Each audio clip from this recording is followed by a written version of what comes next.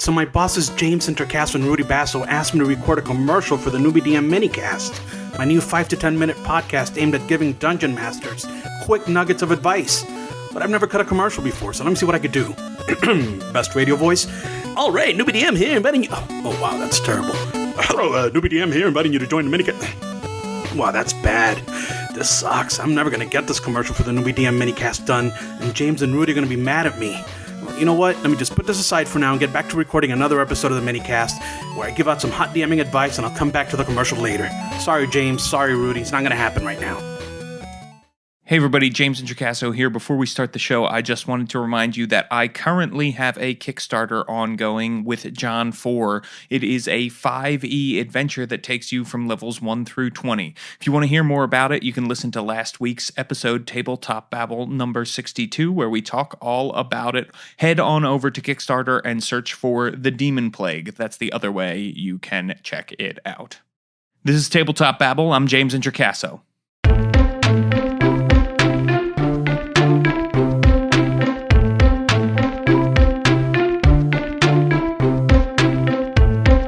Today on the show, I am talking to Craig Campbell, Julia Ellingboe, and Jonathan Green. We have an amazing conversation about real-world history being tied into RPGs. Each of these game designers has designed a game that does exactly that. 3 totally different time periods and 3 very different games. So I am excited to get down and talk about it. Here is the conversation. Okay, everybody, now I am here with 3 amazing designers. This is going to be a real treat. We're going to be talking about real-world history in role-playing games. And let's go around the table and let us know who you are and what you do in the world of tabletop role-playing games. Craig, why don't we start with you? This was your idea for a topic for a podcast. I'm excited. Hi, yeah, I'm Craig Campbell, and I've done a bunch of freelance design for D&D, a little bit for Pathfinder, a little bit for Iron Kingdoms. A few years back, I started my own little company in the part-time to make games of my own, and I published a game called Murders and Acquisitions a little over a year ago. And right now, as you are listening, I am running a Kickstarter for a game called Capers, which is an RPG of superpowered gangsters in the Roaring 20s. It's rocking and rolling right now. It's built out of an alternate history where there's superpowered characters post-World War I. So I brought this idea to James to talk about using history and alternate history and all that sort of thing in games. So this is just kind of an opportunity for me to throw my game up there a little bit, but not have it be just me yapping about it for an hour because that gets old. And but we can talk about the greater depth of like using real world history, and a little bit of what I did with my game and what other people did with their games and what people do with all sorts of other games. Yes, yeah, absolutely, and very excited to have you on the show. We are playing this game this month over on DSPN Presents, so if you want to check out Capers, head on over to DSPN Presents and listen there. And I also hear the GM Toolbox section of the game is gripping. It was written by a young upstart named James Introcaso. It was, and maybe if everything goes well on the Kickstarter that's going on right now, that toolbox will actually make it into the game because it's actually part of a stretch goal. We have to build the book bigger to fit all that extra cool stuff in. Excellent. Yes. So please, if you want to see my work, head on over there. And also with us new to Tabletop Babble, very excited to have you here. Julia, who are you and what do you do in the world of tabletop role-playing games? About 10 years ago, I wrote a game called Steal Away Jordan, which is set in the antebellum South. So you play a slave and go about your life, try to figure out your way through the world. But I also write campaign frames and supplemental material for a variety of different games. I did one for Mortal Coil, Lovecraft-esque Masks, and a few other ones. I also write LARPs. I haven't written one in a couple of years, but I've written LARPs with Kat Jones and with Emily Boss. And then I go and take them to like parlor LARP conventions. Excellent. It is awesome to have you here. You were recommended by Darcy Ross as someone to talk to about this topic, and I read Steal Away Jordan, and it blew my mind. So really, really excited to have you here today, Julia. And friend of the pod as well, John Green, you are here. John, who are you, and what do you do in the world of tabletop role-playing games? Hey, it's good to be here. I do a few small things. Back in the day, I did a little bit of design for Dragon Magazine and Ashes of Athos.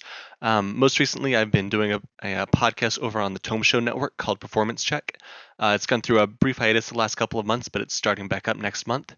And then about a year ago, I wrote a supplement called Edge of the Frontier that used the at the time it was just the Star Wars Fantasy Flight system to be I said, hey, look, we've got this nice space western. What if it's just a western? Kind of preempting the Genesis system that recently came out, and that's gotten a little bit of praise and a little bit of notice over on Drive Through RPG.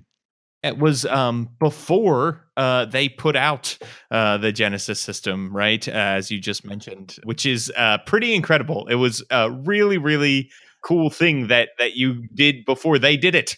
Edge of the Frontier is really fun. People should definitely check it out, and is one reason why you are here with us today, John. Also, just because your insights are so great and so wonderful. So thank you for joining us all the way from Scotland right now. So let's dive right in. Let's talk about how is playing an RPG influenced by real world history different than playing a game in a totally fictional world?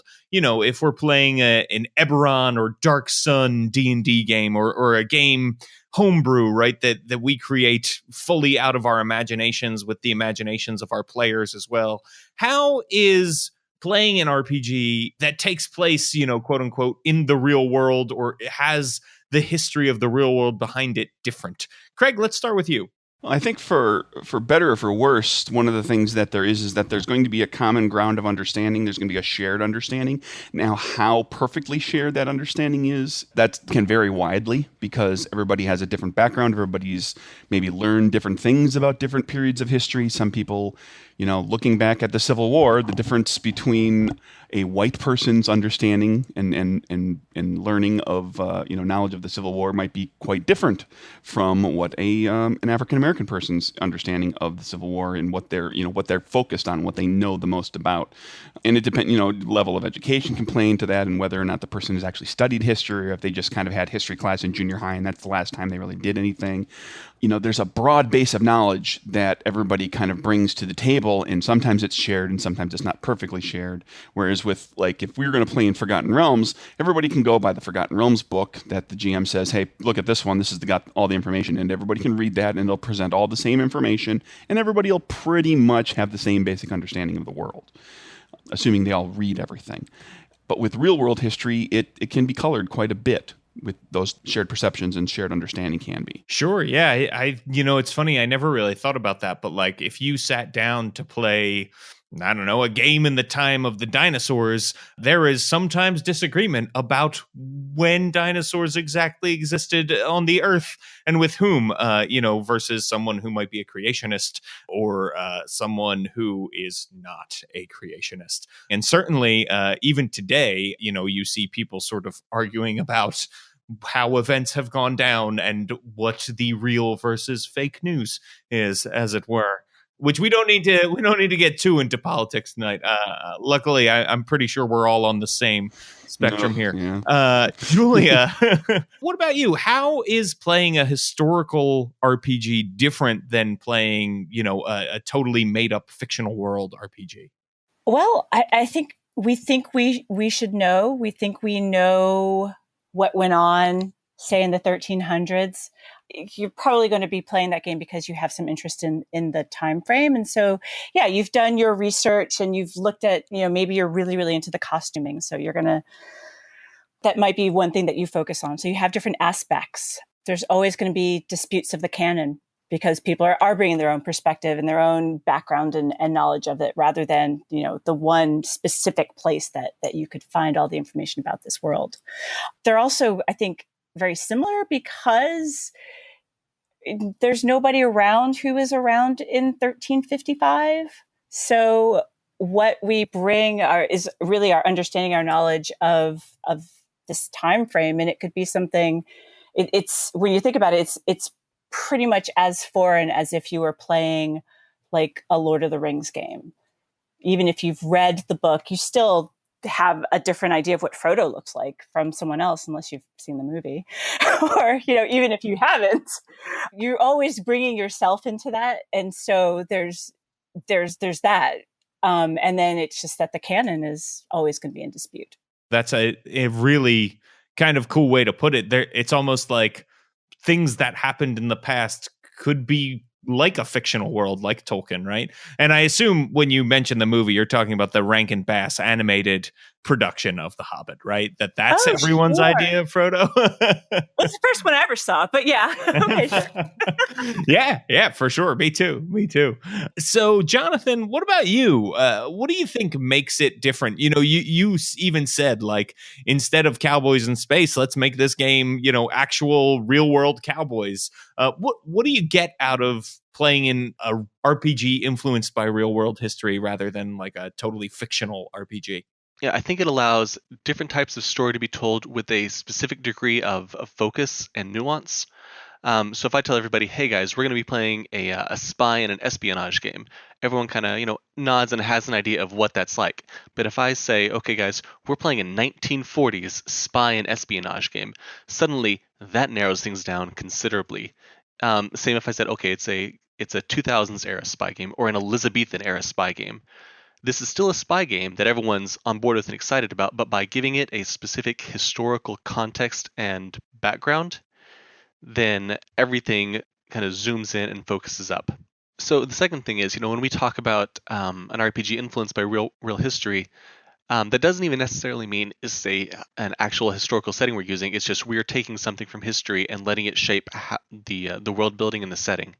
There was a story that was going around Twitter not too long ago about the launch of the D20 Star Wars book, and a big party, and an elderly British couple that had never played an RPG, had no idea what Star Wars was, and them sitting down, and once it starts being explained to them, they said, "Oh, so these rebels, this is the French Resistance, and these Imperials, these are just space Nazis." And suddenly, this 80-year-old man, because of that historical connection and that historical influence that the original Star Wars had and that he was able to recognize, immediately got right into the story and was like, okay, here's what we're doing. We're a bunch of resistance members fighting Nazis. Let's go.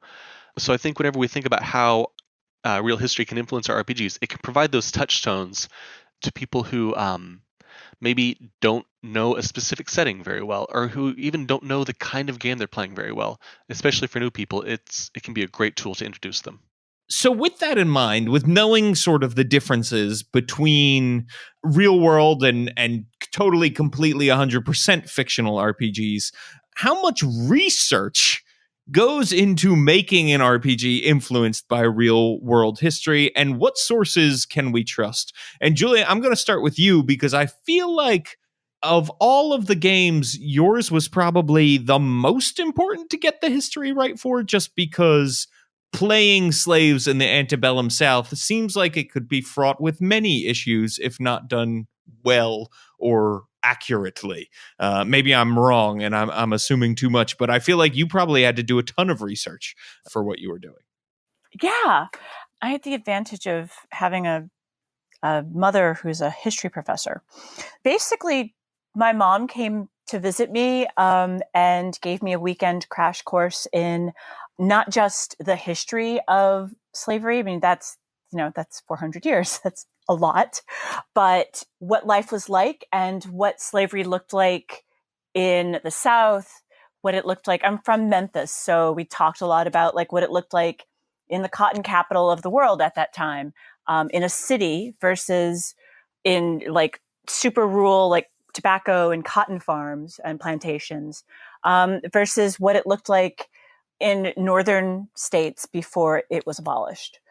And so we spent some time in cafes. She gave me a couple of the textbooks that she had used for her entry-level classes in American history. But I also grew up with a lot of this stuff, and it was something of an interest to me. And then I did some research and read about a lot of different slave narratives. And some of those are considered, some of them are embellished. People, it's again like what people think of when their own history. So it was something that was very personal and very dear to me, and something that also history that I'd grown up with. I think maybe that was even more important than what I learned, although it was definitely, I think it was easier to make the game fair and equitable. So in doing that history, I was also looking for ways that where did slaves have the advantage? And so that if you're playing a slave, it's not just going to be you're getting crapped on the entire time and you're being treated poorly. Like where did people find their joy? Because I think we do look at history, and on the surface, and rightfully so, slavery was terrible. But there is also a culture to it, and it has its own history, and it has its own products of that. So where's the human element? And I think that's in doing the history, it was easier to find that and easier to convey that in the game. Yeah, I think that makes sense. Obviously, having someone close to you who is a history teacher is a huge boon as well. It's a great source you can trust, right? Jonathan, what about you for Edge of the Frontier? How did you do your research, and how much research did you do? So I think one thing you have to kind of look into this is, are you going for historically accurate, or are you going for historically tropey? And those aren't the same thing. So what Julia just described, that sounds like it's very historically accurate, really going into a lot of effort to make sure that this accurately reflects what it was like as a slave in the antebellum South and the different types of ways that could reflect. But in something like Edge of the Frontier, where it is not a historically accurate Western, if it was, there would be a lot more like roles for dysentery and things like that. And some people want that, but that really wasn't what I was going for.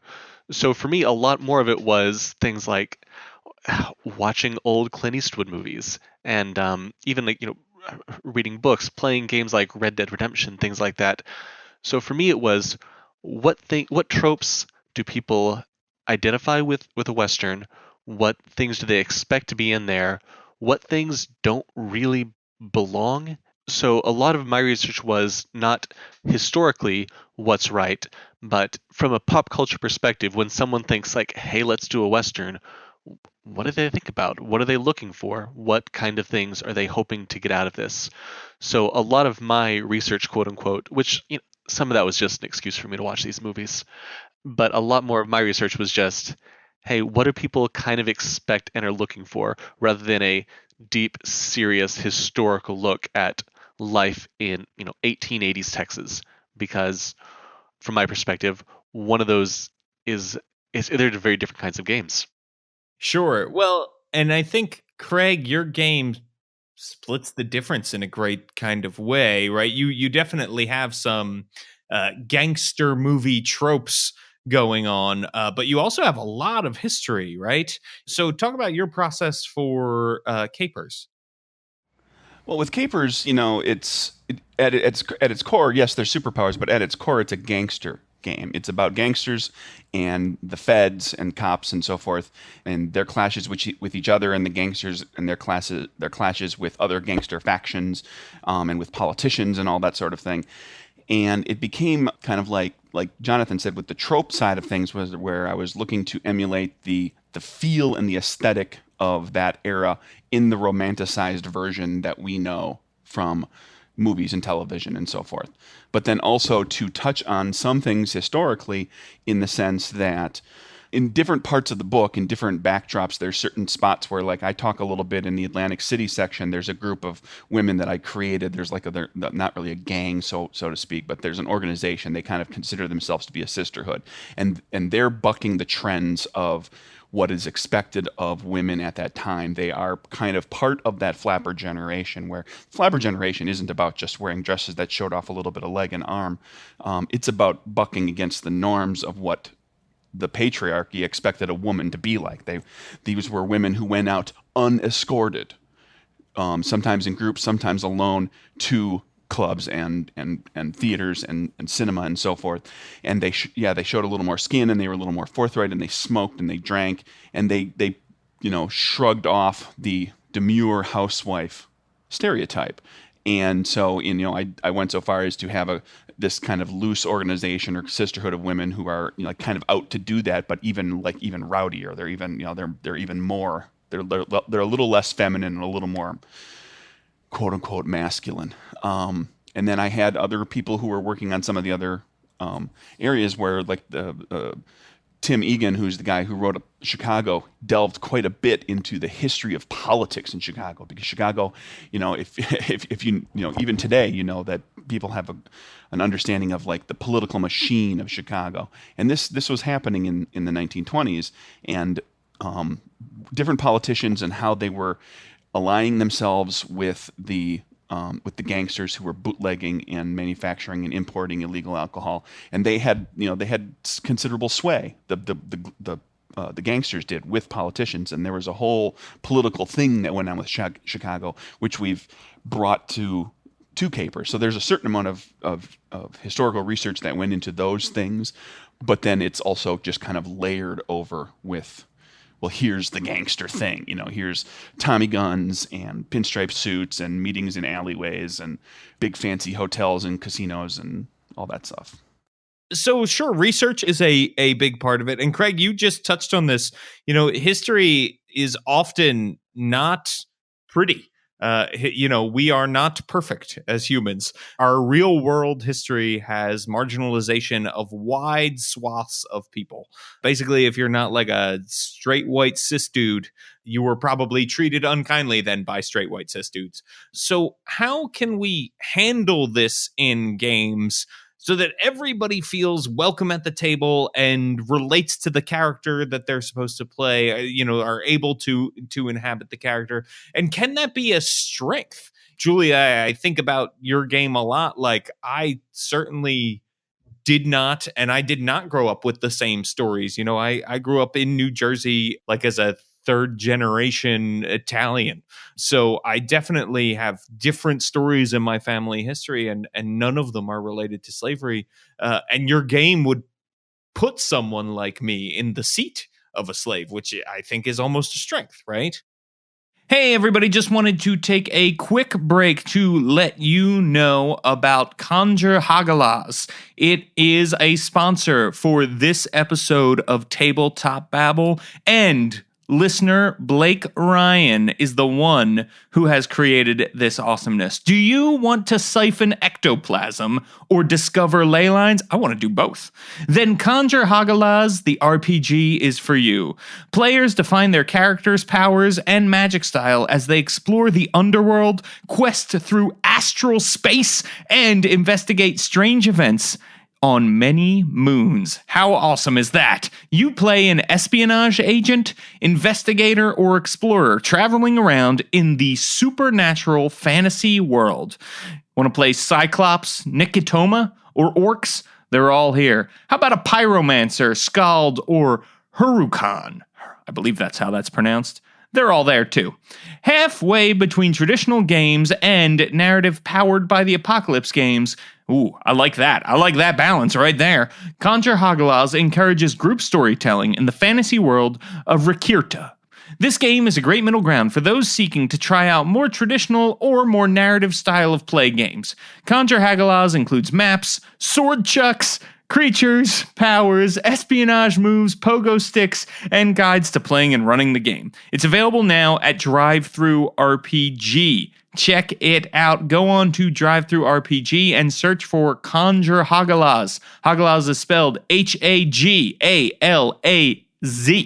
Check it out. Thank you so much for sponsoring this episode of Tabletop Babble. I am buying this thing right now. This sounds amazing.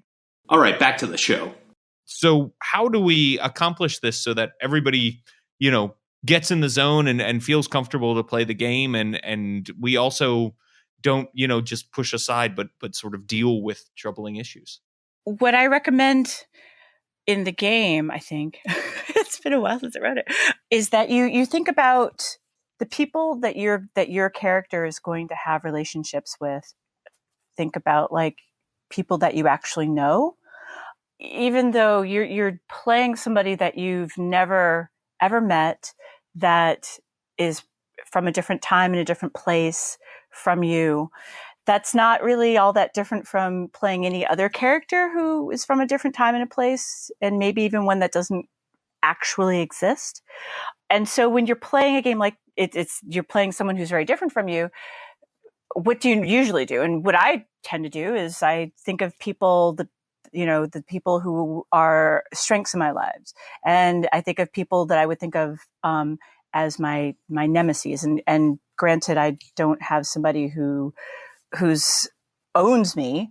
I think we all have people that we can't stand for valid reasons or not, and that relationship is also kind of complicated. That here's the person that you absolutely should hate, who's not very nice to you, but they also have agency over you and over other people that you care for. And we tend to forget about this, but the fact of the matter is that those folks also are suffering under slavery. That it's, if you think about it as a moral thing, it sucks and it's horrible and it will weigh on your soul. And so they had to carry that as well. Granted, they had the benefit and the privilege of not being slaves. I'll put that out there. But basically, you think of someone who's different from you and you find those commonalities and you find what you could understand about them. Then you think of the other people at the table. So in Steal Away Jordan, it's the GM who's basically going to be playing the master and anyone else who has some sort of agency or authority over your life. And the players are all the slaves. So I think for the GM, you have to remember that you're playing with your friends. And so you're not going to ever make it historically accurate. You're not going to use the language that someone might use then, because then it's really not fun. And so you have to sort of figure out what aspects of reality, as much as we understand reality in that history, do you want to bring, and what do you want to sort of keep as an anachronism so that you are not hurting each other through the game. Also, one thing I did a little bit of research on when I was doing some research on Steal Away Jordan was reenactors. I can't ever really understand why a reenactor is not considered a role player, even a LARPer. But okay. You get into your character, you get into this persona, and maybe you're not acting out something. Okay, I get that, but you embody that person. But you can only go so far. I mean, your musket doesn't have live rounds, whatever, real bullets. Your rifle, sorry, it's the musket ball. You're not actually going to kill people when you're in a reenactment. You're not actually going to kill people in your game. You can add different elements to it to make that reality, the stark, awful history a little bit easier to digest, like adding some magical elements. And you can even do that in looking at how magic was perceived during the time that you are in the time that you're playing. I think you're right? If I can play a dragonborn paladin with no fear, I should be able to inhabit other humans fairly easily. I've got probably more that I can relate to in that respect. And it's great to have those anchors and relationships. Craig, you sort of touched on this, right? When you were talking about your different sort of version of or a different organization for the flappers that you created, right? The 1920s wasn't the best time to be a woman. I don't know that I can pick a great time for them in history. It's not a perfect time to be anything but a straight cis white Christian male. Yes, yeah, exactly. But you have done something sort of unique with capers. Do you want to talk about that? Yeah, kind of the flip side from what Julia was talking about, where she was saying, you're exploring the actual history and like how things really were, and kind of delving into those deeper subjects. There's the idea of, what I've done with Capers a little bit, and with what a number of games out there have done, which is to alternate history, baby. It's kind of a question of, wouldn't it be great if in the 1920s, women were regarded generally, as highly as men, and people of color had like actual good jobs and weren't relegated to certain parts of towns or their own communities, and where there would be, a little more equality between different types of characters, where you can have characters that are in non-heterosexual relationships and it's just part of the world, which is kind of what I've done with Capers, which is to build it out. I mean, I've taken historic persons, actual personalities, characters that you will recognize from history or from a movie or a TV show or whatever, and gender flipped and race swapped, and then also created a whole bunch of new characters that allow you to get some Hispanic characters and Eastern Asian characters, which didn't typically feature heavily in at least the stories that we know of Prohibition, because I don't know how much you know about Prohibition, but most of the big names that you know from Prohibition are Irish and Italian guys in their 20s, 30s, and 40s. Then there's like 5 Jews, and that's what you know, right? But why can't you take, some of those characters and flip them? I took Charles Lucky Luciano and turned it into Carlos, the number 2 person in New York, right underneath Arnold Rothstein, who is the person who's kind of pushing Rothstein into areas that he doesn't necessarily want to get involved in, is Carlo Luciano. I flipped a number of characters gender-wise and took like who the character was, but said, well, what if they were a woman? And what if this woman was, kind of in charge of some things and was like on equal footing with male peers, and did the same thing with races, and even when you read Capers, it'll just like offhandedly, it's just like, okay, and this person it's just mentioned that this person is black. It's just mentioned that this woman has a girlfriend or a wife, or that this man has just started a relationship with this other man, and it's just part of that world, because it becomes like this is supposed to be sort of a fun action adventure game that you're not necessarily diving into those deeper issues of the era. Now, if you want to strip the fun and frivolity off of Capers and dive into those things, you are certainly welcome to do so, but the game is not written that way. And there are many games out there that do play the wouldn't it be great if. A lot of games that aren't even historical. I mean, D&D, when it's played in the heroic fashion, it's wouldn't it be great if? Wouldn't it be great if we were heroes and we went around and saved the kingdom and rescued the princess and slayed the dragon, instead of getting horribly killed by the dragon like most people would? A lot of gaming is wouldn't it be great if.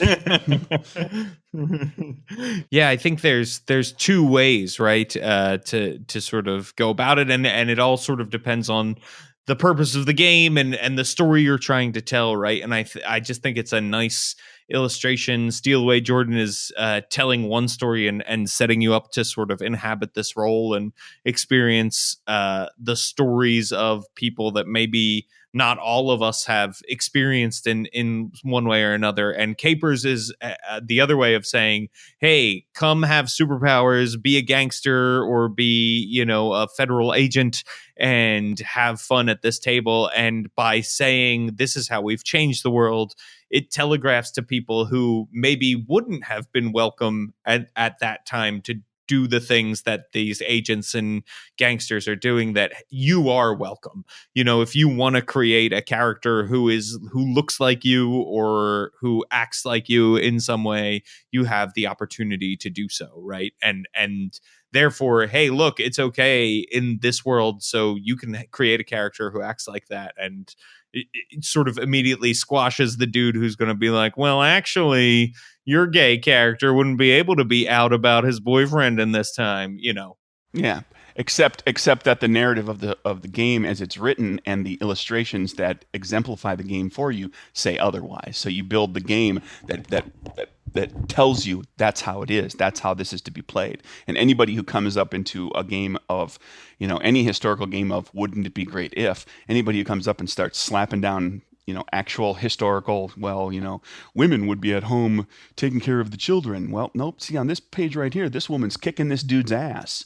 And is putting him in jail and is getting a commendation and a promotion for it. So there. That's awesome. And Jonathan, what about you? Obviously, the Wild West has some similar issues. So how do we handle that in Edge of the Frontier? So I actually spent some time in the document calling this out and talking about it.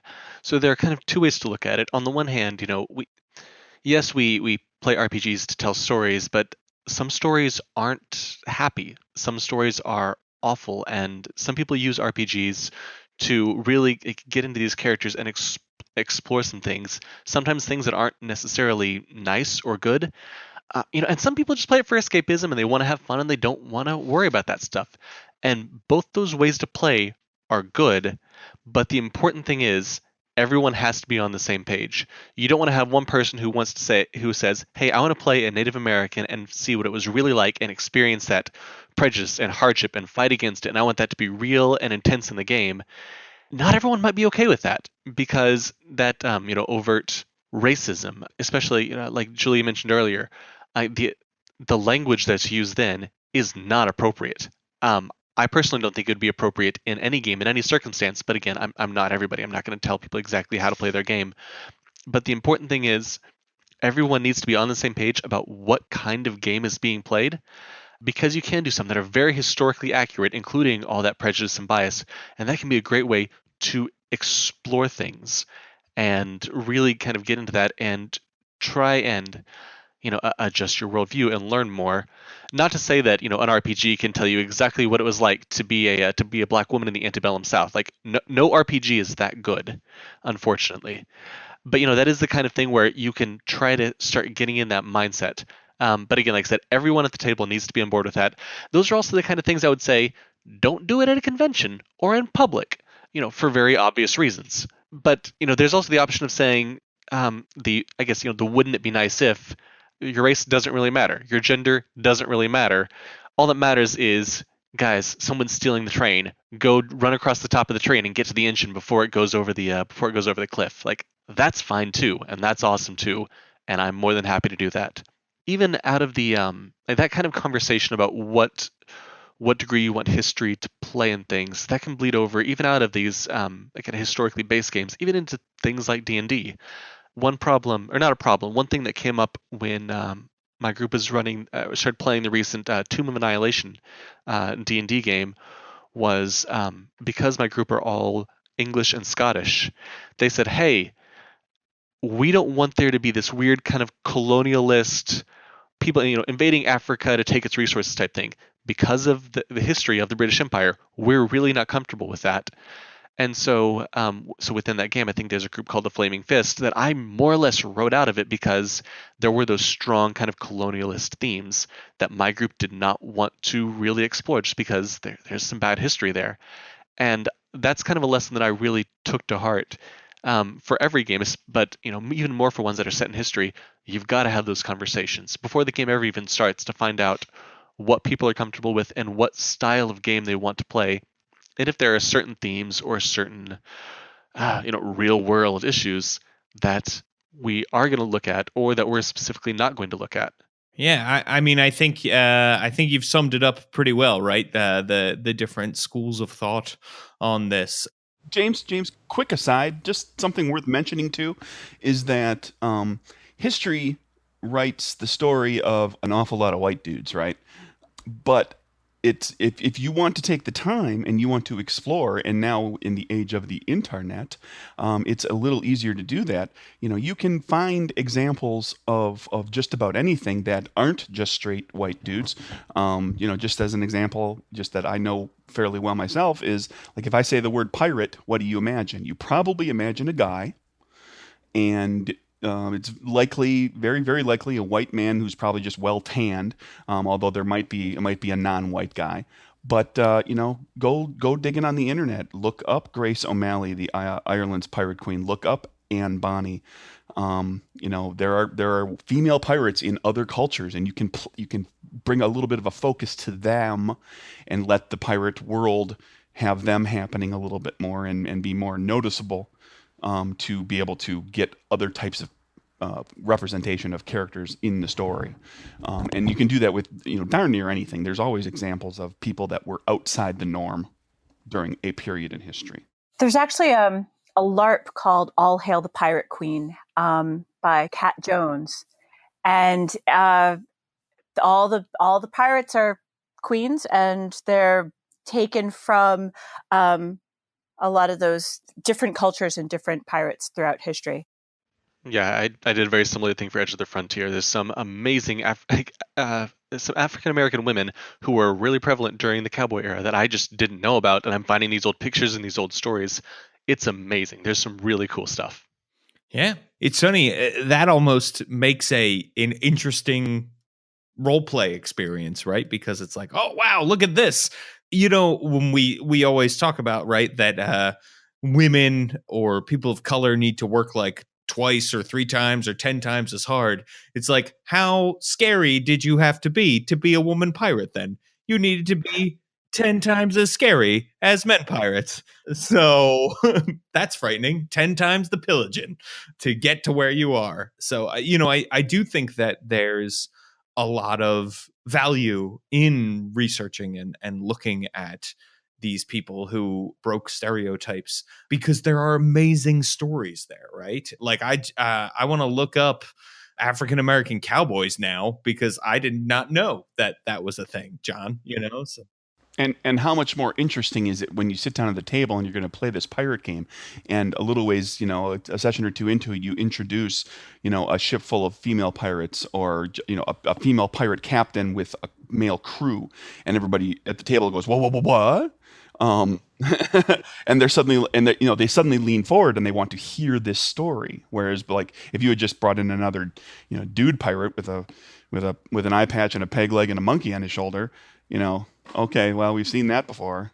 That's very true. Well, and that sort of this brings me to my next question, which is, when I sit down to play one of these games, I am sometimes intimidated. And this can actually be true of fictional worlds like Forgotten Realms that have been around for a while, where like everybody at the table knows about this period of history or this world more than I do, or that is my insecurity and that is my fear, that I'm worried like I'm not going to know enough. I don't know enough about world history to play Night's Black Agents, and I don't know about the Russian 17th century. That I'm going to miss this clue that's going to, the whole case is going to hinge on this vase that I didn't know about.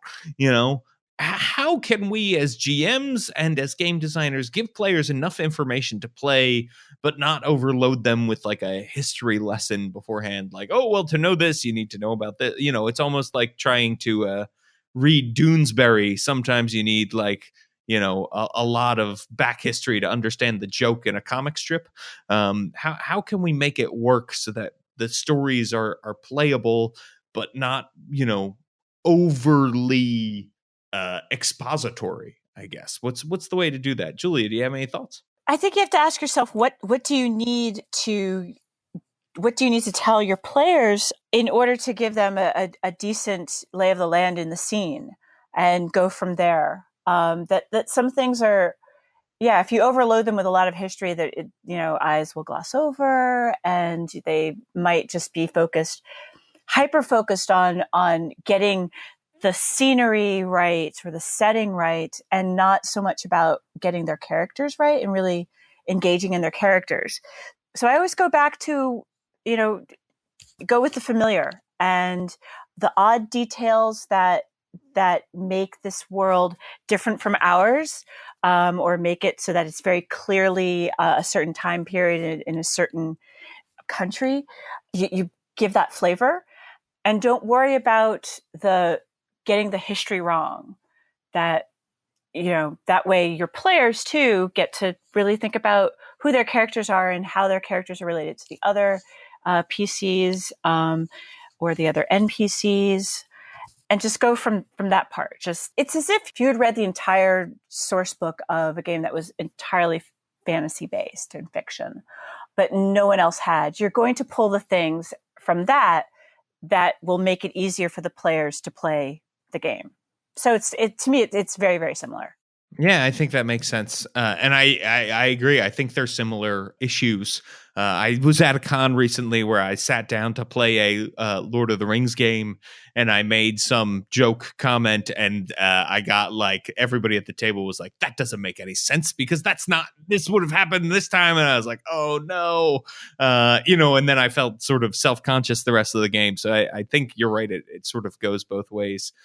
Craig, what about you? I've played Capers with you, and I think you do an excellent job, both in the rule book and when you're running the game, giving people enough information so that they understand what's going on, but not so much information that they feel overloaded. How do we strike that balance?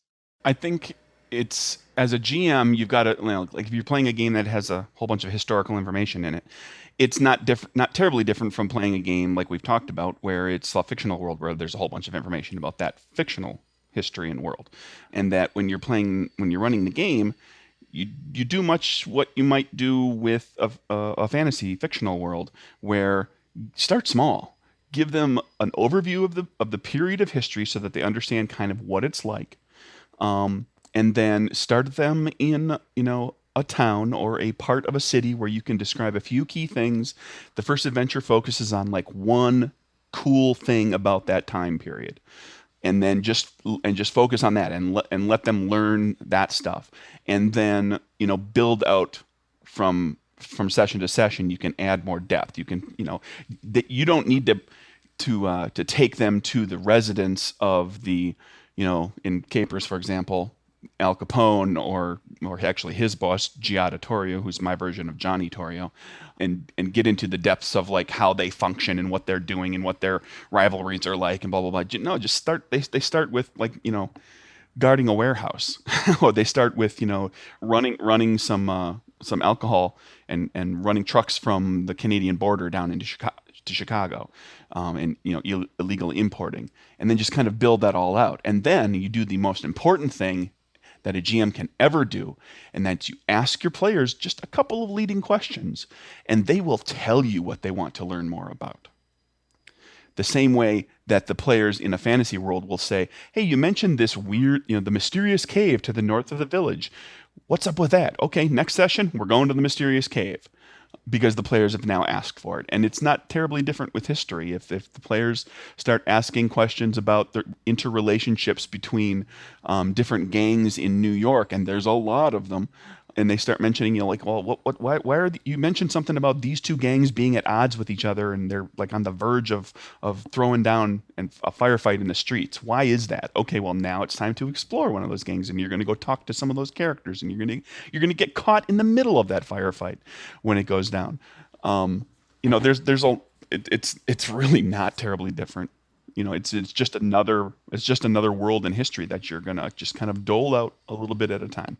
Yeah, I'm loving this advice of treat real world history like fantasy history.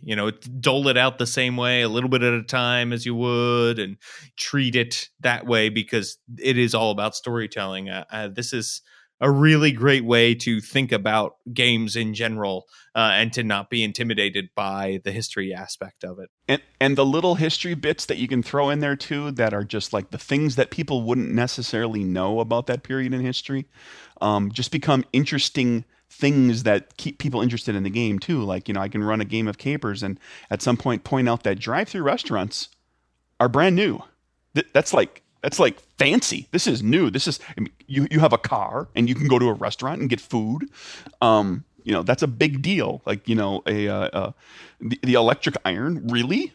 That you can iron your clothes and you don't have to heat something up in this, in a stove or in a fireplace to press your clothing. Those are just like little tidbits that kind of keep things interesting, that help to set that stage for that period in history. And Jonathan Green, what about you?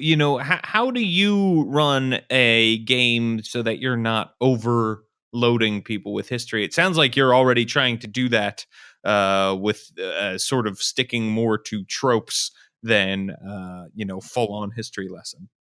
Yeah, so that's always my advice about where to start. Is so the things that make a setting really jump out at you and catch a hold of you, and this has to go with whether it's a pure fantasy world or an actual or something that's based on history, is go to those big kind of tropey touch points so that everyone has a frame of reference.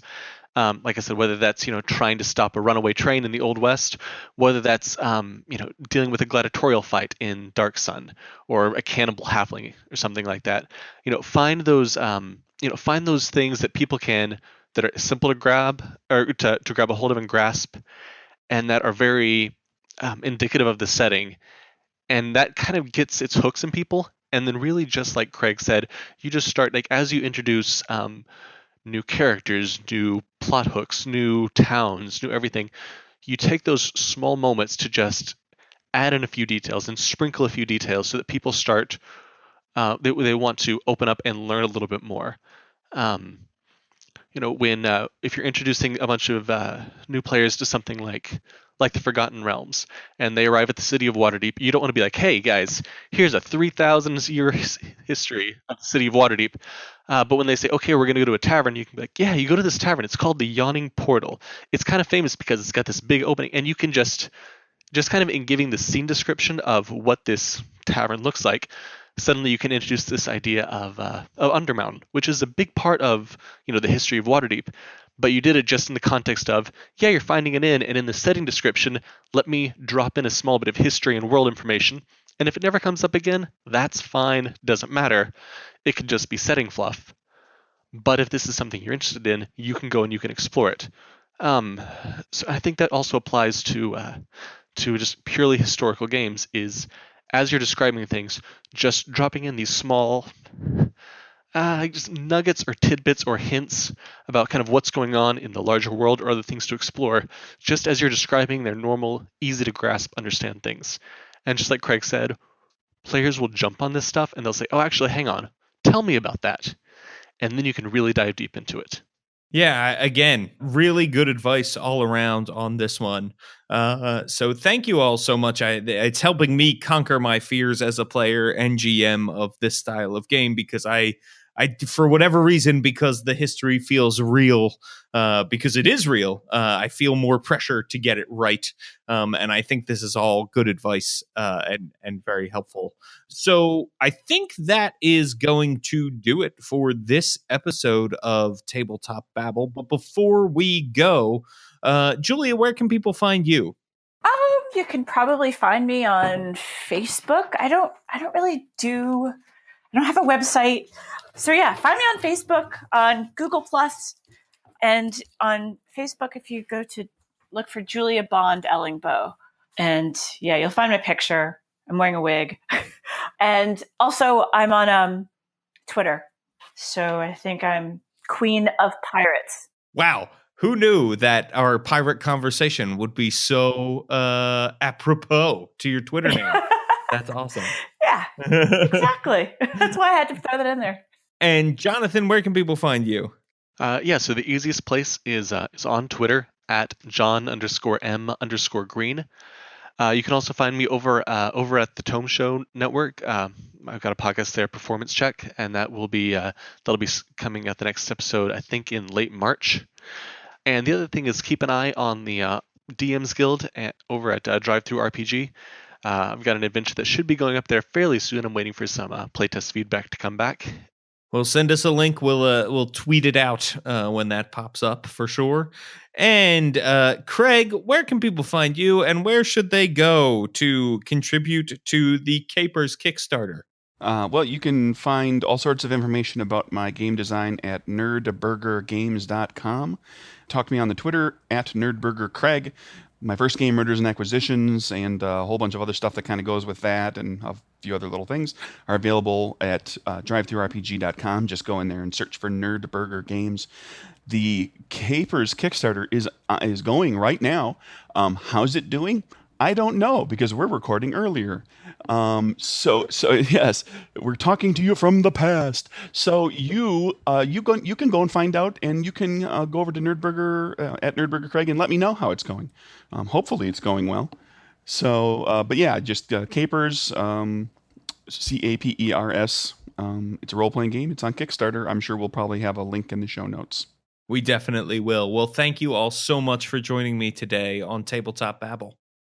awesome interview, everybody. Be sure to check out Craig's Kickstarter for Capers. It is a super duper fun game and a stretch goal, so definitely check it out. And be sure to check out Julia and Jonathan's works as well. They make amazing games.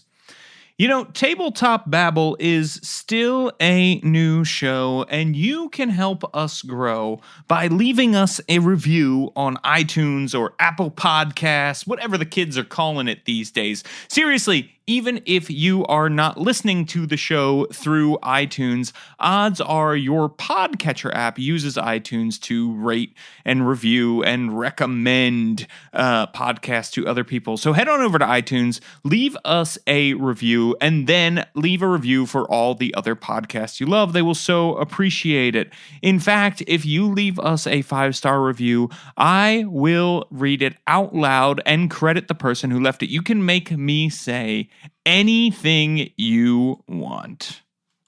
Today's 5-star review comes from Canada. Canada. It's a great place. Pretty awesome. Big Justin Trudeau fan over here. That's just me personally. Good looking dude. Pretty cool prime minister. Anyway, we have Industry Inside Scoops is the title of the review from D. Mecky. D. Mecky says, "This show will make you want to work in the RPG industry. James has great guests working on compelling projects." Well, thank you so much, D. Mecky. I really, really appreciate the review. People, go help us out. Leave us a 5-star review on iTunes. Let people know you enjoy the babble of the tabletop. All right, people, you can find me on Twitter at James Introcaso, and you can check out my blog, which has information about all of the game design stuff I'm doing, including my currently running Kickstarter for the Demon Plague, a 5e adventure path that takes you from levels 1 through 20 over at worldbuilderblog.com.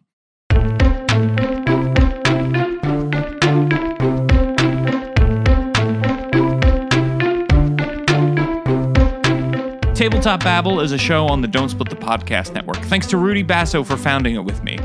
Our theme music, which you're listening to right now, was provided by Battle Bards. Don't forget that RPGs are like sex.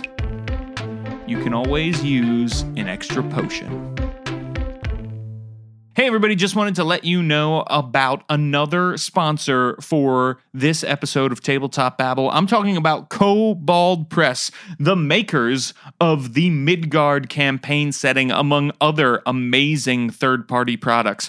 Midgard has a world book and a hero's handbook that you can check out because March is Midgard month in Kobold Press land. The Midgard world book and hero's handbook are now available for 5th edition. The campaign setting is a dark world of deep magic, flavored with Central European myth and folklore, from the frozen Northlands to its wild steppes, dark forests, and craggy mountains. The Midgard World Book gives GMs everything they need to run a 5e campaign in Midgard, one of the greatest campaign settings ever, with enough system-neutral lore that you could easily use it for any other fantasy RPG. The Hero's Handbook offers players an entry point into the world, with new races and racial variants, class options, divine domains, backgrounds, and nearly 300 new spells. Plus, it's Kobold Press, so you know it is gonna be super-duper high-quality play-tested work. You can start your adventures in Midgard by ordering the Midgard World Book and Hero's Handbook at koboldpress.com. Trust me, you are going to love having adventures in Midgard. It is such a rich, amazing world that is so well put together, and so many amazing designers work on it. Check it out. In fact, if you go listen to episode 2 of Tabletop Babble, you will hear Wolfgang along with some other designers talking about this setting. So go check that out as well. The Midgard World Book and Hero's Handbook at koboldpress.com.